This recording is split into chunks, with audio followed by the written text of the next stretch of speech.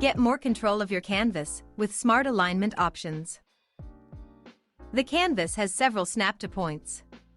You will find an auto snap in the center and the four borders of any slide. This will give you more control to place an object and get more symmetry in your design. You can also resize and align objects with respect to each other. Place your objects close to each other. Adjust the bounding box control, and you will see the smart ruler appear. This is a really helpful tool when you are creating a design which needs precise alignment.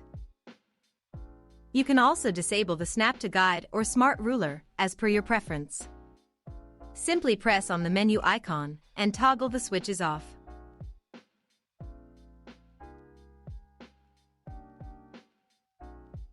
And that's it for the basic of working with alignment and ruler options. Happy creating!